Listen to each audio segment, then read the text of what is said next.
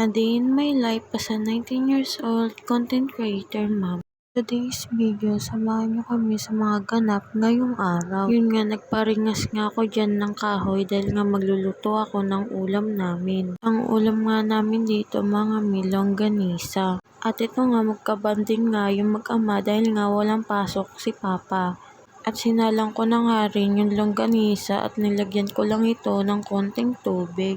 Yan yung longganisang yan mga masarap. Garlic longganisa nga yan mga kaya sulit ka dyan. Pagkatapos ko nga lutuin yung longganisa dyan mga nagsangag nga ako dyan ng kanin naming lamig.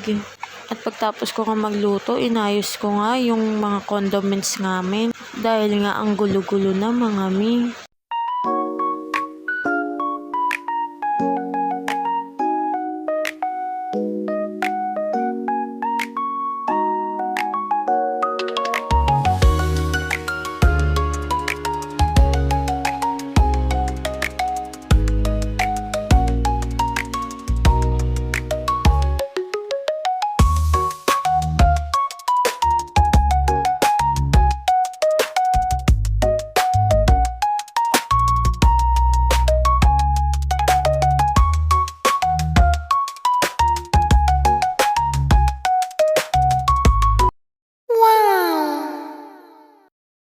At ito nga, pagkatapos ko nga mag-ayos dyan, kumain na nga kami. Katabi ko nga si mama dyan, mga wala nga ang asawa ko, mga dahil nga tinawag siya ng katabraho niya.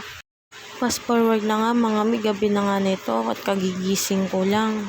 Anong oras na nga nagising ang mima nyo dahil nga napasarap ang tulog. Ito nga yung kapatid ko nagpasama dito sa Tiangge, bibili daw siya ng uulamin nila. Yung talipapa nga dito sa amin, malapit nga lang sa bahay namin mga Kaya nga pag nag-iisip ka ng ulam, dito ka lang maglalakad sa amin, no? Tiangge na agad. At yun nga, papunta na nga kami ng bilihan ng manok dito mga kasi nga leeg nga ang bibili ng aking kapatid. Dahil nga magtitinolang leeg siya mga Cravings ng cravings, hindi naman buntis.